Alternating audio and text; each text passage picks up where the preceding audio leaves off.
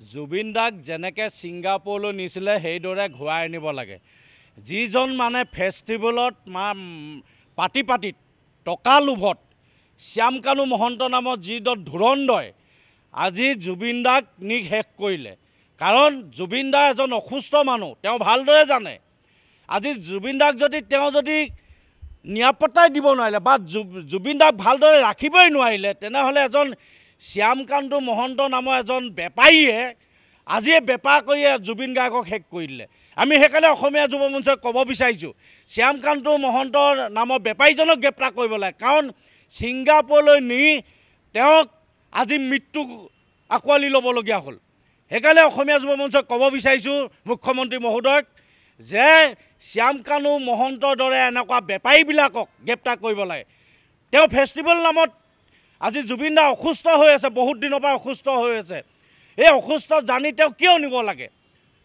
আৰু যেনেদৰে নিছিলে সেনেদৰে ঘূৰাই আনিব লাগিব। নহ'লে কিন্তু শ্যামকানু মহন্তক আমিও শান্তিৰে থাকিবলৈ নিদিম। আমি অসমীয়া যুৱ মঞ্চই স্পষ্টভাৱে কৈ দিছোঁ। আৰু চৰকাৰে অতি সোনকালে শ্যামকানু মহন্তক গ্ৰেপ্তাৰ কৰিব লাগে। আমি অসমীয়া যুৱ মঞ্চৰ পৰা দাবী জনাইছোঁ। জুবিন দাক যেনেকৈ ছিংগাপুৰলৈ নিছিলে সেইদৰে ঘূৰাই আনিব লাগে। যিজন মানে ফেষ্টিভেলত পাৰ্টিত টকা লোভত শ্যামকানু মহন্ত নামৰ যিজন ধুৰন্ধই আজি জুবিন দাক নি শেষ কৰিলে। কাৰণ জুবিন দা এজন অসুস্থ মানুহ, তেওঁ ভালদৰে জানে। আজি জুবিন দাক যদি নিৰাপত্তাই দিব নোৱাৰিলে বা জুবিন দাক ভালদৰে ৰাখিবই নোৱাৰিলে, তেনেহ'লে এজন শ্যামকানু মহন্ত নামৰ এজন বেপাৰীয়ে আজিয়ে বেপাৰ কৰিয়ে জুবিন গাৰ্গক শেষ কৰি দিলে। আমি সেইকাৰণে অসমীয়া যুৱ মঞ্চই ক'ব বিচাৰিছোঁ, শ্যামকানু মহন্তৰ নামৰ বেপাৰীজনক গ্ৰেপ্তাৰ কৰিব লাগে। কাৰণ ছিংগাপুৰলৈ নি তেওঁক আজি মৃত্যু আঁকোৱালি ল'বলগীয়া হ'ল। সেইকাৰণে অসমীয়া যুৱ মঞ্চই ক'ব বিচাৰিছোঁ মুখ্যমন্ত্ৰী মহোদয়ক যে শ্যামকানু মহন্তৰ দৰে এনেকুৱা বেপাৰীবিলাকক গ্ৰেপ্তাৰ কৰিব লাগে।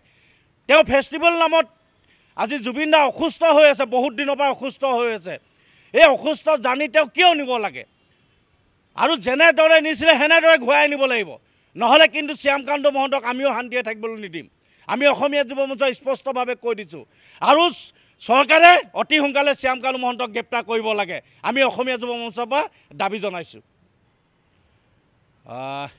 জুবিন দাক যেনেকৈ ছিংগাপুৰলৈ নিছিলে সেইদৰে ঘূৰাই আনিব লাগে।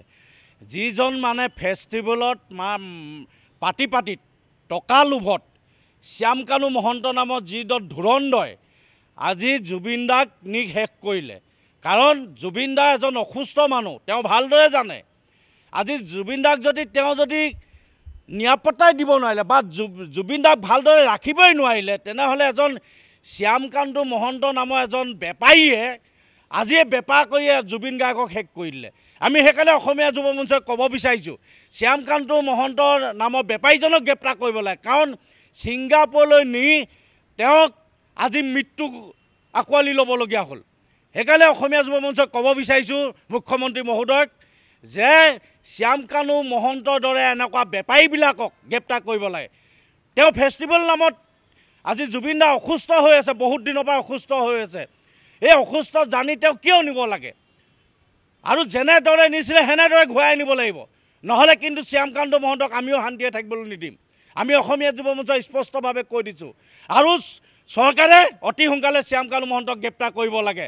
আমি অসমীয়া যুৱ মঞ্চৰ পৰা দাবী জনাইছোঁ।